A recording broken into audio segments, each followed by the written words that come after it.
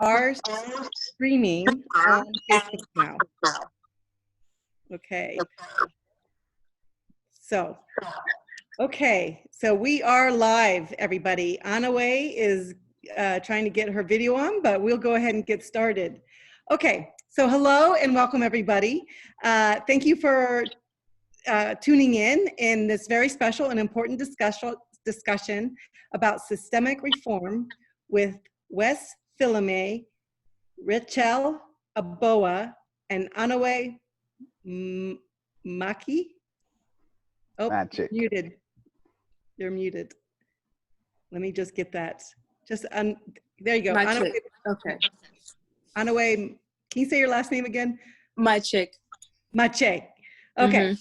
So, these are the organizers behind OneFargo. This listening session will be a little different from our past sessions because of the importance of listening to the voices behind the fight for the systemic reform in North Dakota. I wanted to allow Wess, Ritchell, and Anyiwei to speak about the topic. We will be moderating Facebook comments and we'll make sure to add them to our discussion as time allows. So please feel free to comment and ask questions and share your thoughts on the topic. I wanted to start by welcoming Wess, Ritchell, and Anyiwei and thanking them for their leadership in organizing OneFargo. I've been meeting with them and continue to be amazed by their passion, dedication, and peaceful leadership to help make North Dakota a safer place for everyone. I will turn the floor over to them to tell us more about themselves and OneFargo. I will ask specific questions to start with. So I am going to start with ladies first. Ritchell. Ritchell, pronounce your name and a brief background on how you ended up in Fargo. And I'm going to follow it up with that really interesting New American story. Okay, no problem. So I'm Ritchell Aboah, and I am originally from Ghana, West Africa. I came to the US with my father and my elder brother, and we travel a little bit, me mostly. I lived in New York and New Jersey, Philadelphia, Maryland, Minnesota, back to Philadelphia, and then back over here. So, okay. And you came at age 4, is that right? Yeah. Yes. Right. Okay. And tell us that. Well, I'm going to have everybody introduce each other first, and then I'll come back to your specific interesting story. Okay, Anyiwei, tell us how you pronounce your name and how you ended up in Fargo. All right. So I'm Anyiwei Maciek. I was originally born in Khartoum, Sudan, and I came to the U.S. when I was 5. So when I came to the U.S., I lived in Syracuse, New York, up until the age of 12, and then moved to Fargo. And yeah, the rest was basically history. Yeah. So what brought you to Fargo? Was it school or? My mother had her sister live here, so okay. So family. She wanted to be closer to her. Yeah. Yep. That's what brings us a lot of us to North Dakota. And Wess, your name and a little bit about your background. Sure. My name is Wess Philome. I'm originally from Miami, Florida, with heavy roots from Haiti and a little bit of Bahamas as well. I moved to North Dakota in 2006 to play college football at Valley City State. I moved to Fargo in 2010, and I have been here since. All right. Very good. Well, welcome, everybody. Before we get into OneFargo a little bit, a lot of us North Dakotans don't know, or Americans, I guess, would say, sometimes we don't know what it's like to be Black in America and Black in North Dakota. So, Ritchell, I thought you had a really great story when you were preparing your mom to come over to America. Do you want to share that with us? Yeah, for sure. So my mother, when she first came to the U.S., so you get missionaries that go back Africa, and you see a different side of America.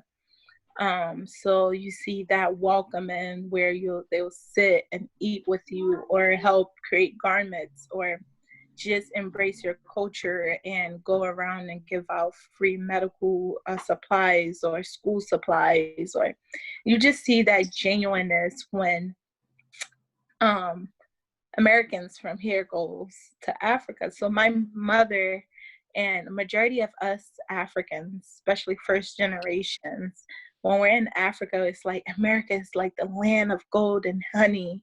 It's closer to heaven is what we refer America to, is that closer to heaven kind of phase. So when she came, I guess I never prepared her for the other side of America. So when she came, what happened was she came in the midst of George Floyd and that whole.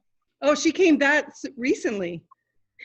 Well, she was in Jersey, but okay. Yeah. So she came in the midst of all of that, and she seen firsthand. So being that she was not prepared for this other side of the U.S., and she came in this place where like people are still calling Black niggers, and like, people are being killed in a car, or people are being killed walking down the street, and people are saying Black lives don't matter, everyone else's life matter. And she came in a time where it was, the veil had been pushed back and there wasn't any more hiding of the other side of America, and having to have sat down with her and try to explain that those people who are going out of the country to go ahead and help people in Africa aren't the majority of people who are here in America, and there is two sides, and that is shocking. So she had to take a couple of moments to just sit down and mentally process that, is how can people come into my country and teach me about humans' rights, women rights, children rights, and I'm finally in their country where I felt like they will model these things, and it's not taught, it's not practiced. Women their voice are being silenced, minority voice are being silenced.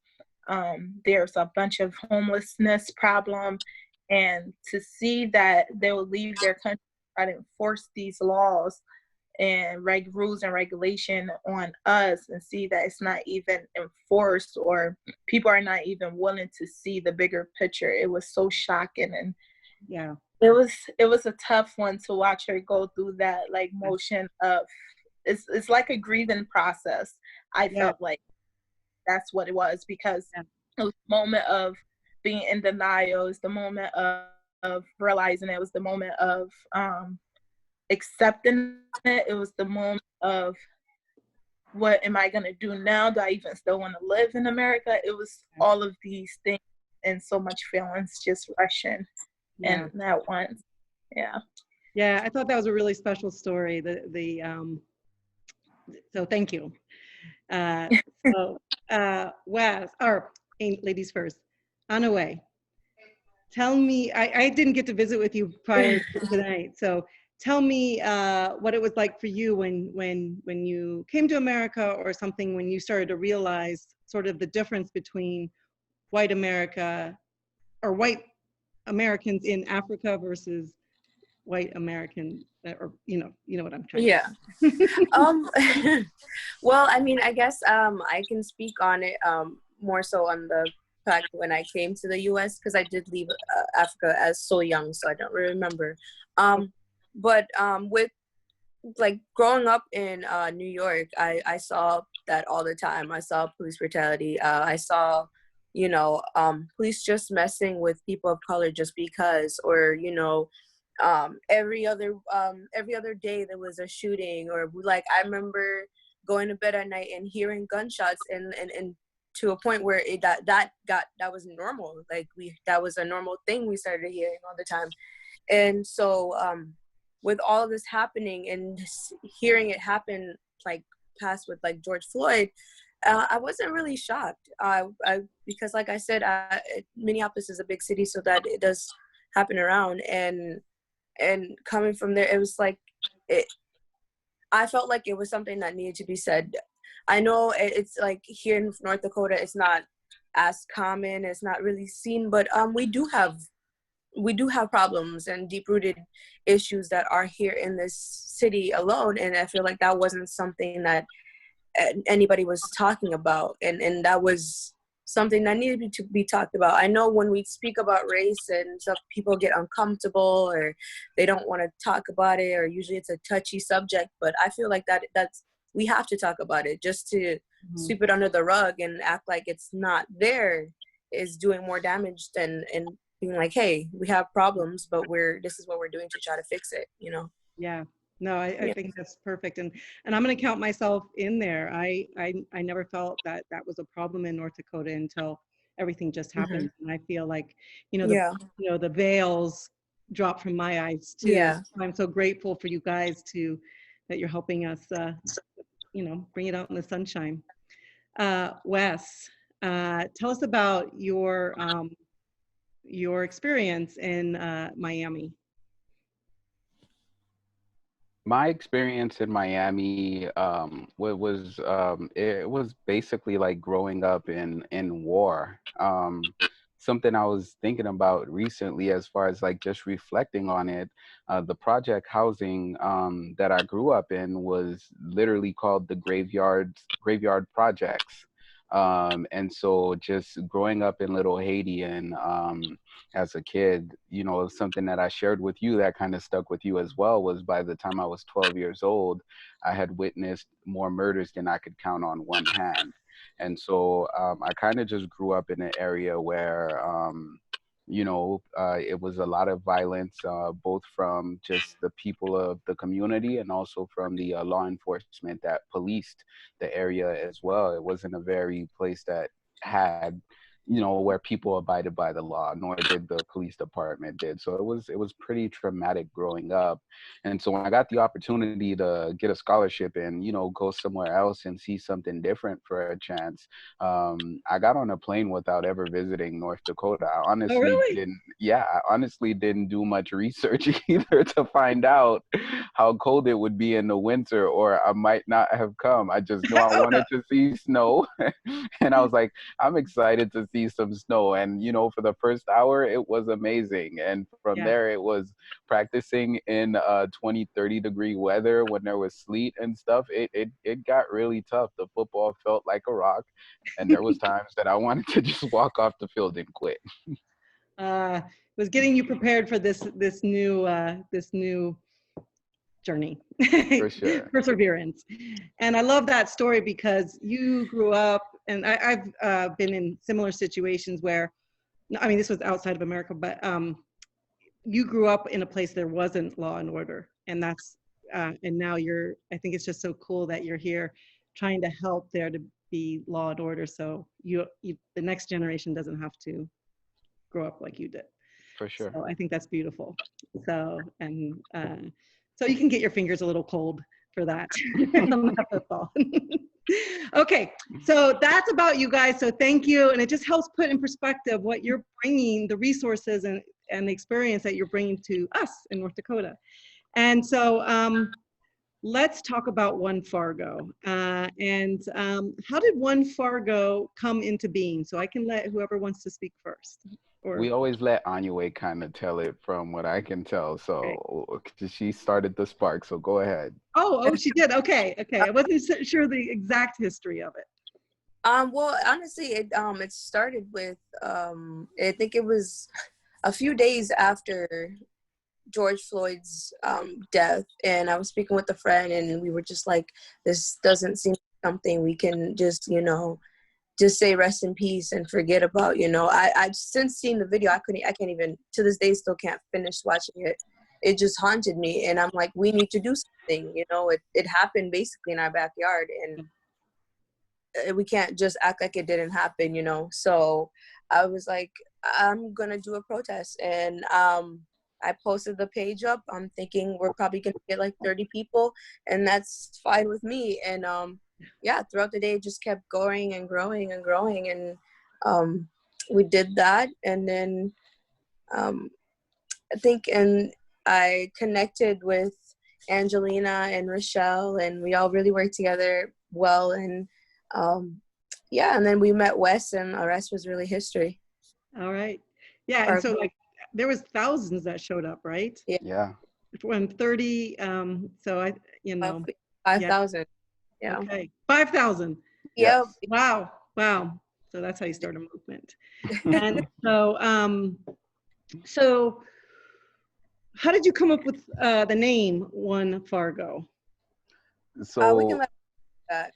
yeah, so me and Anyiwei, we were actually the irony now, right, Anyiwei? We were we were sitting at the Fargo Police Department before the event. And so after meeting with Mayor Mahoney and Mayor Judd and Mayor Dardis and other, city commission leaders and Chief Todd, there was a room about 20 plus people, all elected officials or city leaders of different demographics and so forth. So we had that initial meeting on June 3rd. And then on June 4th, the morning of June 4th, and this is just insane how this happens, right? So I show up to Fargo PD, and I didn't know if I should park in the front or the back or which side is the front or the back. I ended up parking in the back where the police are supposed to park, right? And the former deputy chief Osmondson, as I'm sitting in my car, comes out with a box of stuff and dumps it into the garbage. Yeah. Little did I know he had just resigned. Oh. Yeah, so it had just came out, through them that he was found to have infiltrated the crowd. And so he dumps some stuff in the garbage, comes to my window and says, "Hey, you're not supposed to be parked back here. You're supposed to be parked in the front. And I appreciate all that you guys are doing," and Oh. walks back into the building. And so then I drive around to the front, meet up with Anyiwei and her sister Aluel, and we end up being introduced or escorted into the police station so we can sit down and meet with the officers. And it was a very powerful meeting. We got to learn a lot about some of the officers within Fargo's police department. I mean, like, there were like tears that were shed during this meeting. And so when it came up with, okay, well, what do we want to name this event? And it just came right out of me. I said, OneFargo. And we had no idea what the event would turn into. Like, I couldn't tell you, like 3,000 people showed up for that event, at least, if not just as much as the George Floyd March. We couldn't have really expected or planned for it. But seeing how the community came together for the OneFargo event, we just felt like this would just be great to add to it. So it kind of started as North Dakota Stand for Change, and then we just added the OneFargo to it. So it's like they're all kind of one in the same, one body. So it's OneFargo Indie Stand for Change. Yeah, I like that. I like that name. That's a great story. Okay, so what are the goals of OneFargo? I'll kind of start off quick and then I'll let the girls share with it. The biggest thing for me, and I think for us as well, that we're really pushing for right now, and something that I shared as soon as I got to meet with you and sit down, is that we'd really like to see some hate crime legislation get put on the docket and get some hate crime laws passed and put into effect. In our fight, that's something that we've had to just face forward from the beginning that we've started this and started to have different events and different rallies, is we've dealt with the death threats, not just threats online, but literally in person, where we've had people show up at the end of our peaceful protests with guns, antagonize us, and really just put us at harm. Walking outside of my apartment and seeing the same man sitting in his car and having to confront him. We've had to deal with some pretty traumatic incidents. And so we believe in order for us to safely continue our fight, that we do need some hate crime laws to better protect us. And so when we meet with city officials and we meet with prospective people who want to run for office, that's something that we would really like to see happen. We have yet,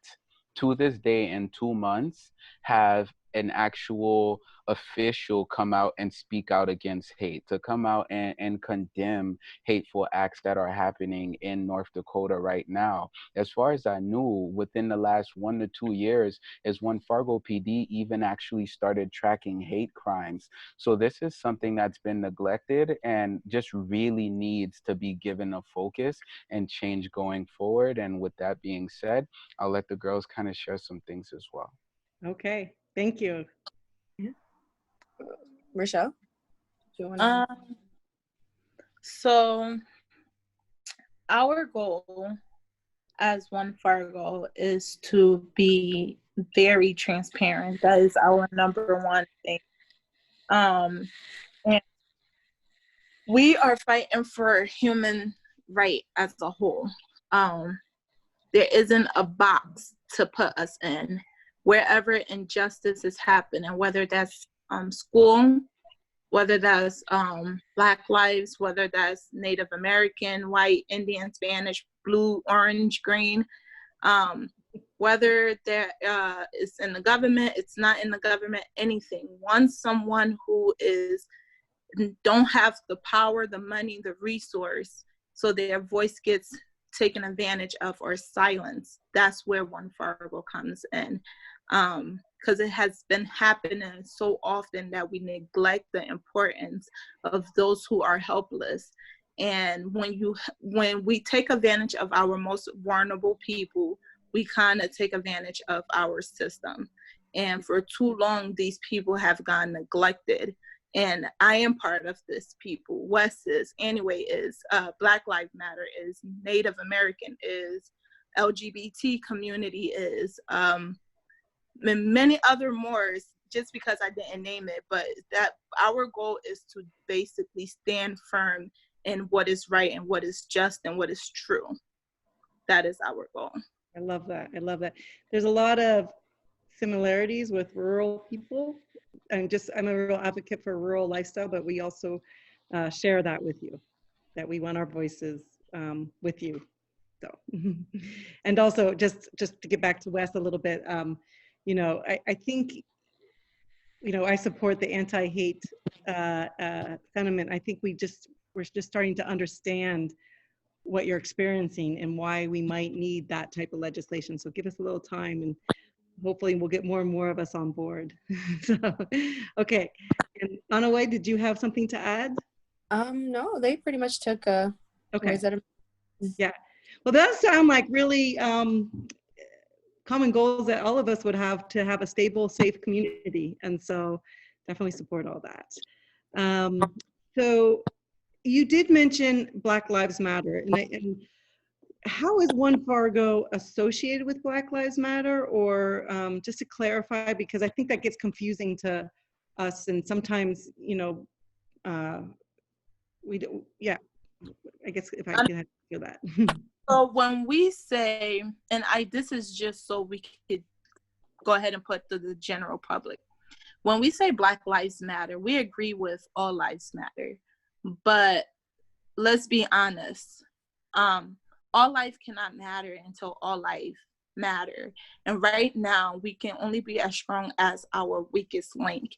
And the weakest link right now is the Black community, because they have been neglected and unprotected for so many years. And it is time for us to go ahead and put them on an equal plane where everyone gets the same opportunity. And sometimes when we say the same opportunity, we have to look at a spectrum on what is equal opportunity, because me and you can have the same goal, the obstacle in my way is way greater than the ones in your way. And until we acknowledge that and figure out how to fully get the word equal to be what it is by definition, that's when we can say all lives matter. So when we are fighting for Black Lives Matter, we're fighting for it to get to that playing field where it's all lives matter. And right now, all lives do not matter. Okay, and thank you for that. And Wes or Anyiwei, do you have anything more to add about like the difference between OneFargo and Black Lives Matter, or? Yeah, I, sure. yeah, go ahead. So, Black Lives Matter originally started as a call. It started off as a calling that kind of started on Twitter, basically, and then ended up growing into a movement, and then ended up growing into an organization.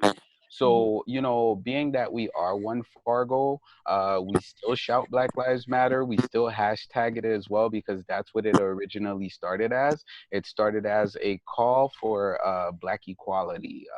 And so we still believe in that. So it's like we just fly a little bit of a different flag, but in essence, our fight is still to have Black lives be acknowledged and matter in this country, basically.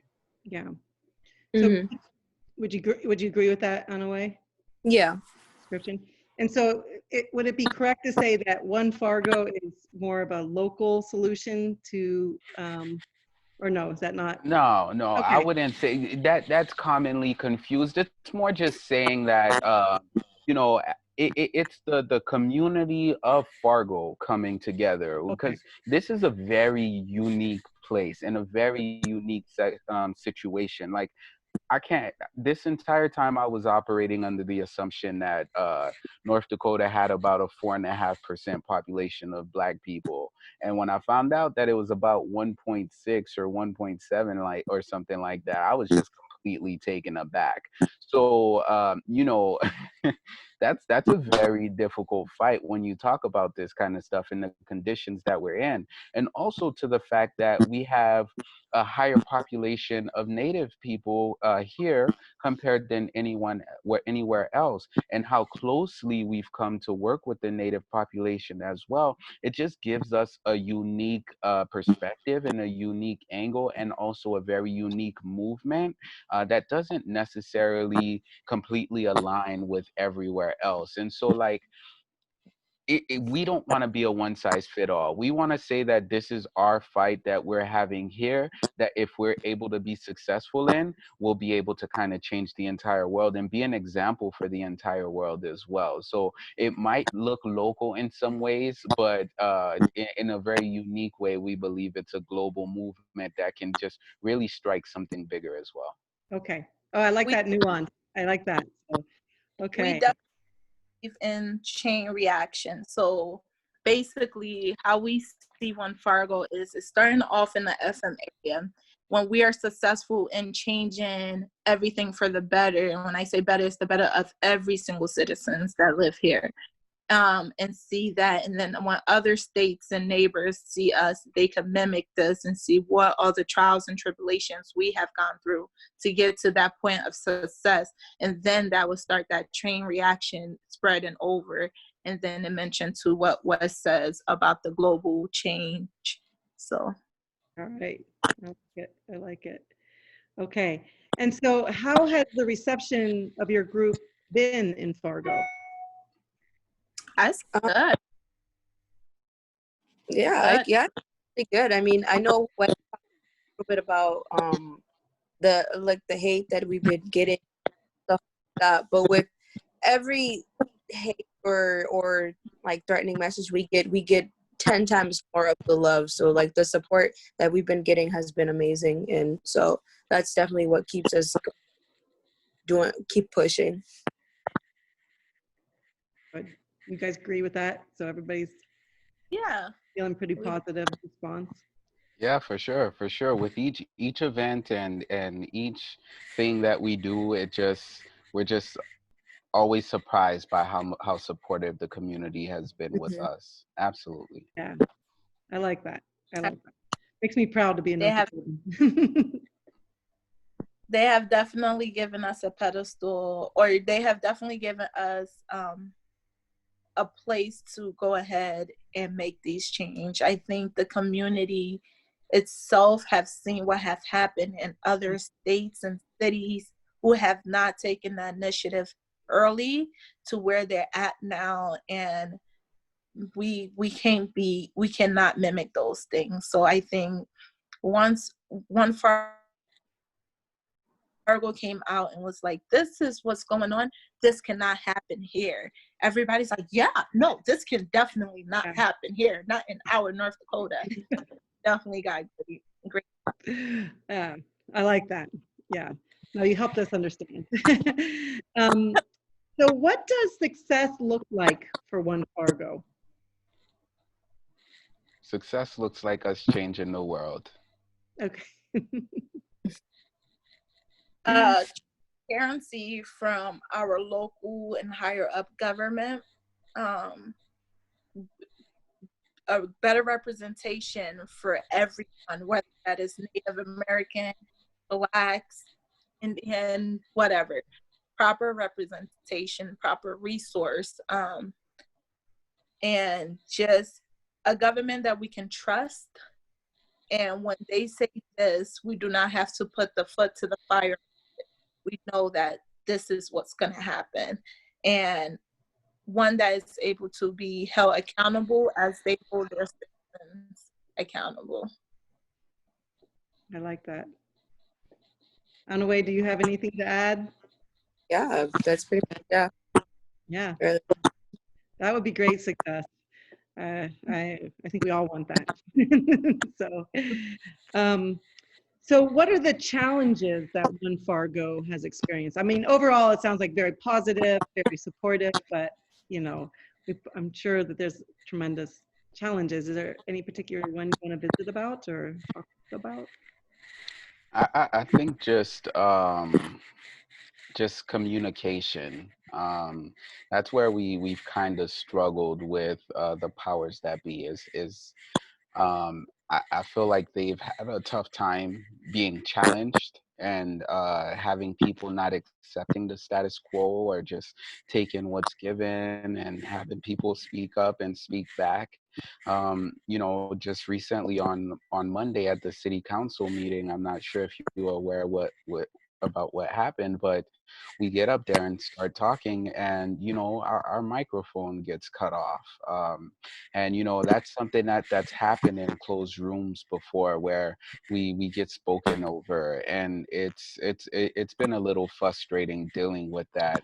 But when you have something to say, and you're devoted to making sure that message is heard, then you can't give up your fight. You have to be more devoted in making sure that you speak up and take action to that call to make sure that your voice is finally heard. And so the more we've been faced with being silenced, the more encouraged we have been in speaking up, and the community has risen up behind us as well and saying that it's not right and that they want to make sure our voices are heard as well. Good. Yeah, that steady perseverance, guys. Anything to add there, Ritchell or Anyiwei? I think that's basically it. The only, other than communication, that's just it. Is we're here to stay, and the community themselves are like, yeah, no, you guys are here to stay. So Yeah. That, and it's great. It's just the pushback too, and it's from people who we didn't expect. We didn't expect the city official to be so, well, in a way, yes, but it is becoming way more problematic, and instead of easier, they're trying to make it difficult. So, and this is just the pushback. Our goal is to work together. The statement of intent in which we brought up is to show that they no longer can hide and say that, well, nobody shows up to the city meeting. That room was filled on Monday. And it's like, no excuses. We're showing up. We're getting involved. What else? And it's like, we want you involved, but not this involved. We want you here, but not so much here. And it's like, Yeah. where exactly? So that is like the pushback that we've been getting. Well, I'm glad that you are, you still have the majority of the support from the community, and just like adjusting, the communication it's that happens anytime two new cultures um, meet. And we'll start speaking the same language soon. And That's our hope. you're peaceful and reasonable and calm persistence and singular message of you guys say it better than I do. So that's where you don't lose the support even when you're getting a little bit of pushback. For sure. I love that. I love that. We're patient because we know the type of support we have, and we know the team that we have behind us and the community that we have there, and they know that when you're going through a victory, when you're winning a victory, you have to understand that small defeats will come, but at the end of the day, that bigger victory is the ultimate goal. So the community understands that. We understand that. So we're patient, justice, and to be heard and to be seen as equals, and to like be at the place where, okay, it's not that come and sit at the table and get scraps, but and let's order what you want to order, basically. Yeah. I like that.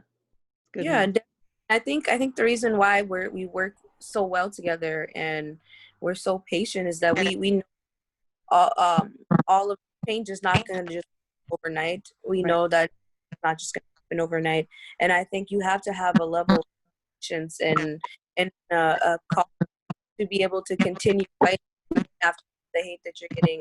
And so, yeah. No, I feel that your purpose has to be true, and it's going to always be your northern needle, and people know that. Like when you stand steady, that's when they know that you're committed. Absolutely. And I think that's I'm glad that you're doing it for us here, because that's not something I could, like that has to come from you. It has to. There's nobody else that can do it other than our Black North Dakotans or our Native Americans, So I think it's great. And the message is so unifying. So that's why we're with you 100%. So that's just really great. And I love how, I almost feel like, I hope you guys are writing or something. Sometimes the way you, it's almost like poetry what you're saying. It's really pretty. That is so Ritchell. We were on a call yesterday with Fargo Monthly, and they were doing an interview with us, and they were asking interview questions, and we each had to answer. And Ritchell went on for about 2 minutes answering this question, and it was like a sermon. Like it was so powerful that I really wish that it really was recorded at the time. And it's always natural questions and moments like these where it just comes out. But she's really good for that too. She's very passionate when she speaks. It's powerful. No, go ahead, sorry. It's definitely the passion and stuff like that. And Wes has said it himself, like I know I'm naturally a quiet person, so like I don't really do a lot of interviews, but usually but he also said, but when I do speak, I in a way that it just people listen and then people command. And I think it's just the passion that's in us that just makes people want to hear what we have to say, Yeah, 100%. The honesty, the it's just very real, and we don't usually get that, sometimes, a lot of times in human, I call it the veneer of society, and especially when two cultures come together, you do this kind of special little dance, and when you're misstepping, you don't know it, and so just that, it's just so warm when it's just that that true human nature coming out, and that veneer of society goes away then in a good way. So So, okay, I love that. And so, knowing that you guys need a seat at the table, that you're so eloquent, you are such a community stabilizer. Who of you is running for office next? Or all? I'm still. I think Wes should. That's a conversation we'll probably have another time. Yeah, no, we could have that conversation now. I started a watch party for this, and someone asked literally just asked Wes, have you considered running as a representative or some other office? Yeah, no, it's never happening. There's a real big difference between being an activist and being a politician. And I don't think that I could ever be a politician. I really enjoy just being, when you become a politician, it's like I see it as getting onto a chessboard and you have to play by the rules of the chessboard. Now, you could be a queen that can go everywhere, but at the same time, you still have to abide by the rules of the chessboard. And so a queen can't take out an entire army of pieces by itself. And so I prefer being an activist and being able to speak my mind freely and just not being trapped by so much red tape. Like that's what happened on Monday. They tried to use red tape to silence us. Well, this is a decorum, and this is how this is the rules, and this is a game that was created by people in a way to have things run a certain way, and those ways are starting to show to be very archaic. For us to show up on Monday and the two most important topics of the meeting, which was the mask mandate and the hiring of Renner into the interim chief position, were the two things that nobody could discuss because of the rules of this meeting. We're the gang of misfits that doesn't necessarily know like all the rules, and we're like, hey, we have something to say, we have somewhere we're trying to get to, and we're not really like it's not that we're rule breakers, it's that in this moment how we feel and where we're trying to go is so powerful. We're so devout in that we're not really just trying to sit there and just work at the slow pace of the system. We want to really apply pressure and force change.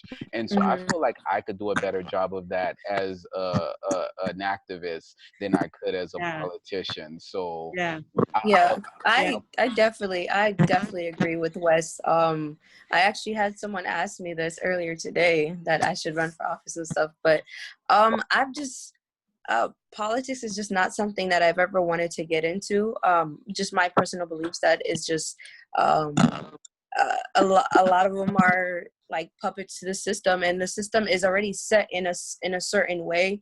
And I mean, you can definitely advocate for different change, but like Wes said, the rules are still there. You're gonna have to abide by those rules eventually. And like I said, I'm a quiet person, but I'm definitely not someone who holds my tongue or holds my voice on anything. If I see something that's wrong or something I don't like, I'm gonna speak up on that. And I just feel like I wouldn't make a good politician on that. We don't know how to really follow the rules, so. But that's why we have Ritchell and Angelina. They are two very for me, with my perspective on it, this is crazy because this is why we work so well with each other, because so many lenses and point of views and different personalities that we contribute various parts of ourselves to make up this like organized. And for me, my perspective when it comes to running for office is I still do plan on running for city commissioner 2 years. 2 years. I see it as, yes, we can make ask the people to come and sit on the so-called table with, right? But in every group, I urge someone to actually be inside of the system. And when I say that is because that you can't make all the changes. And I say, oh, I'm not saying, I'm saying something. You can make all of the changes just by being organized, in my perspective. And you need to have someone that's in office. You need to have someone who's in legislation. You need to have someone getting these laws approved, and they have the same perspective as you, that they know that a hate crime is bad. We need to do this. We need someone who is going to advocate.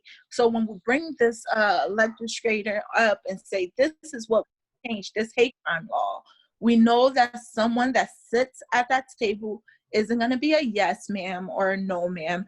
They're going to physically advocate for these physical changes. So that's where my perspective comes in.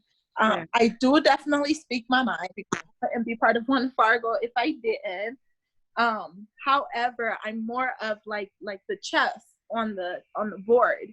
I have to see it in all perspectives. So like when we're planning something, and you can ask all of them, I'm like, okay, so wait, what we're gonna do? Okay, have we thought about this way and that way? I have to know every single thing in perspective, so I could put it together in my mind and like picture it and have this little dialogue in my mind of like, okay, so what is the pros to this? Where's the cons to this? Okay, who will make this affect? Who this is not gonna affect? Okay, how that's literally going in my mind. And I see it as a way where if one of us run and we get in office, it's no longer where we're calling people and we're calling governors and mayors and senates and representatives. We know the people who are in office, and we know that their heart and their intention and everything is representing what the movement is about. And I definitely respect people who say they cannot be in the politician world, because it's a dog-eat-dog world. We need to be honest about that. And knowing Wes' personality and the decision that he said, it makes sense, because certain times, I'm not saying you have to be quiet, but you have to strategize for the long haul and the bigger picture, if that makes sense. So with my whole mindset of me saying, yes, I want to run again, because everybody in the community already knows where I stand. There's no black with me. It's clear.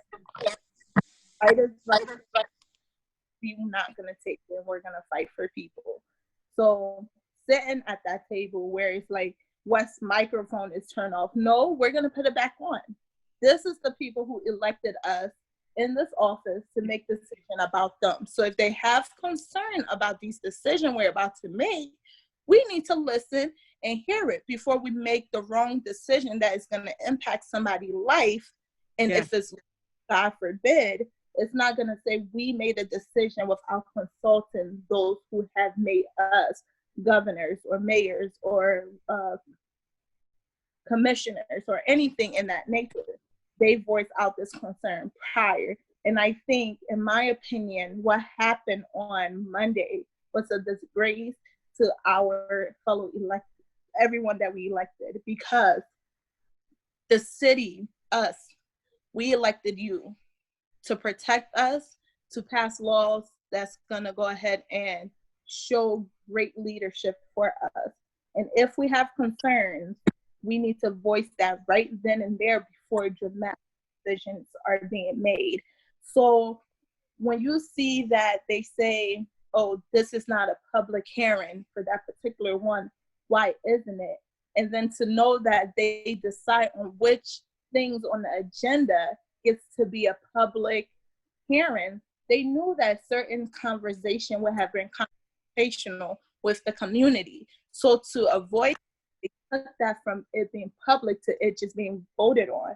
And that goes to say that we need to be mindful of people who we put in office and people we elect. We need to hold them prior to them running, not just the whole 6 months of them running or a year of them running. We need to do our own background search. What have they done in the past? us? What platform have they ran on? What organization have they supported? Because that says a lot about them and who they will represent and how will they protect you. And Monday was definitely not that. Day. Yeah. Was a poor. I really love how you just all show, I mean, there's different ways to be leaders, and you recognize how you can be. Ritchell, you know, she could do the Robert's Rules of Orders and you recognize your strength. And I love how you put it all together as chess and thinking 3 or 4 moves ahead. And sometimes we need a more powerful move here and something like that. And as you're talking about living with Robert Rules of Order, which is how public meetings are organized, that's not unique to you guys. Like I was a school board member. I didn't understand that. And understanding that there's a business meeting in public versus a public meeting, and the Robert Rules of Order will keep everybody so that everybody's voice does get heard, you know.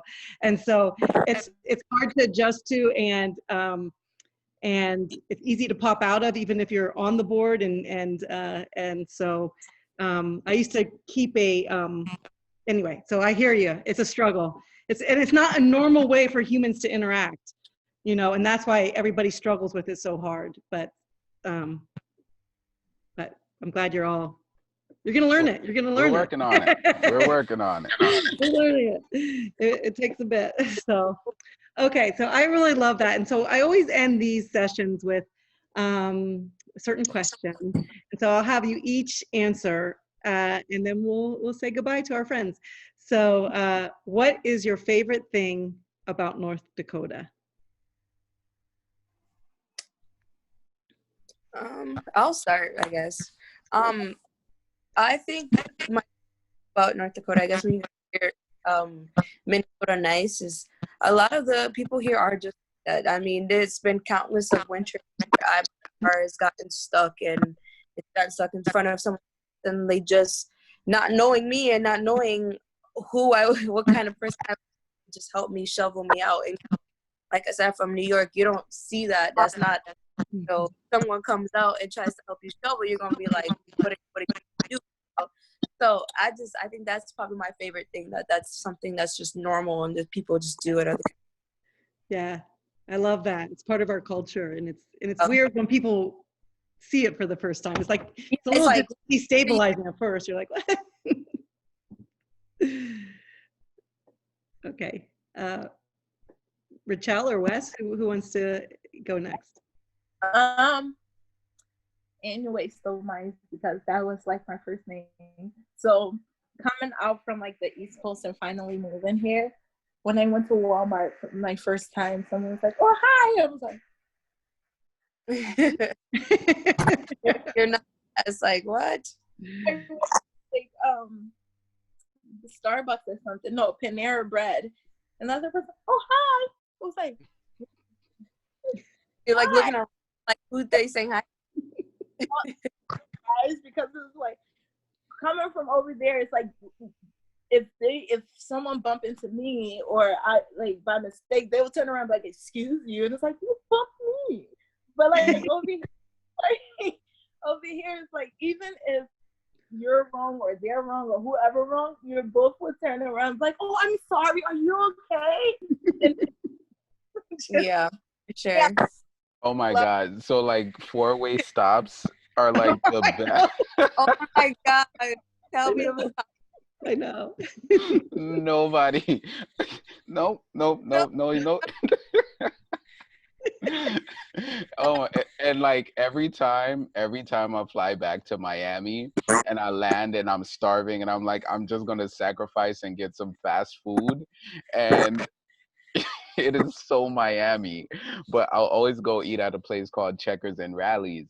And like the customer service down south when it comes to fast food places, like immediately just reminds me I'm no longer in North Dakota. Like Yeah. in North Dakota, they're like, oh, can I get a name for your order? Everything is just, it's polite. It's polite. You can walk in a business and actually like file a complaint and feel heard. Whereas like in Miami, they're like, okay, are you done? you know so it's just every time I get back there I completely forget. I get so back into this North Dakota mind state, and then I'll fly home to Miami and it's like just a completely different world. Like Yeah.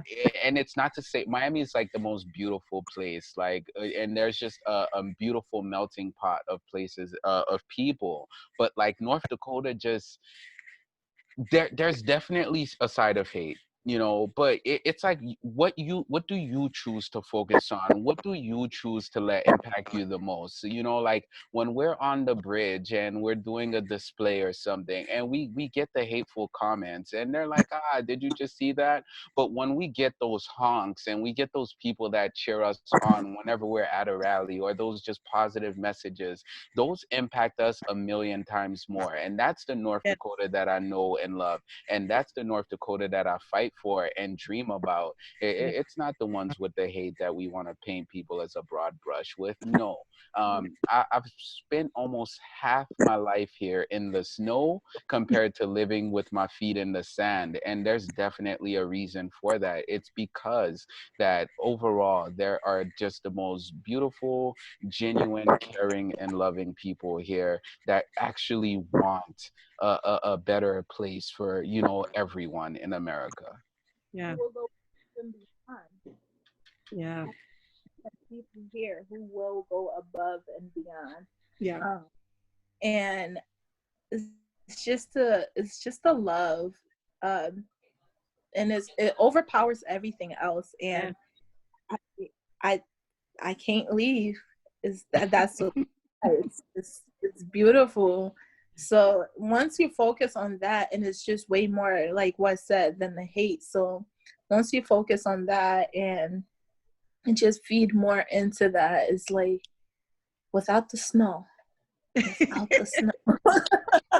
Yeah, I know. But I think it's our environment that shapes us. Right. Absolutely. You have to go back to that. Equalizer. You have to go back to that, because if North Dakota had tropical weather, it would no longer be North Dakota anymore. So we wouldn't be the same people. How many years I've said that I would move out of North Dakota because of the weather. So here. oh my plan was to be gone this fall, and I've said this for many years, because I've had many years where I've made plans to leave. Every time I've tried to make a plan to leave North Dakota, I've gotten a promotion, I've gotten a raise, I've gotten a new job, something happened, my car broke down, and this was the fall where I was like, that's it. Yep. I'm done. There's nothing that could stop me. I'm gone. And then we spark up a movement that could change the entire world. And now it's like, North Dakota's like, where are you? Where are you going again, Wes? You said you were about to do what? You know what? With the cold, I'm gonna tell you guys a quick story before we leave. Story time. Whatever. Don't judge me. Oh, it's poetry. I like it. Story time. So when I first came to America, I'd never seen snow. I didn't even know what snow was. And I had this thick underlying accent. I still have an accent now, but it was like really thick. So we landed, it was December of 1999, and it was at the JFK. Yeah, it was at the JFK airport. And I got outside. For some reason, my jacket didn't have a hood. I don't know, whatever. But the snow was falling down. And I turned around to my dad. I was like, Papa, the snow is on, like this white stuff is falling on me. It's cold. It's just touching my head.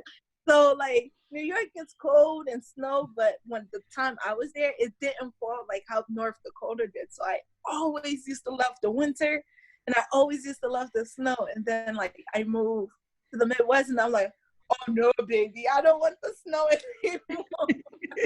Because there's no buildings to block the wind. That's why. Yeah.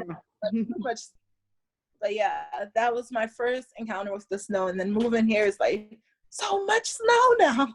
Yeah. Now you know snow. Yep. So, yeah. Well, guys, you're inspirational, you're poetic, you are changing the world. So we're glad that you're here in North Dakota and you love it as much as we do. And so we'll make sure everybody's safe and peaceful. Well, Yeah. thank you so much for having us, Dr. Shelley. I can't tell you enough how, how concerned I was, when you reached out that my hopes were just that it's hard to explain when it comes to our leaders and our politicians and people of power. A lot of times they're kind of robots, to be honest with you. They're not being a genuine version of themselves. I don't think they even know anymore what a genuine version of themselves looks like.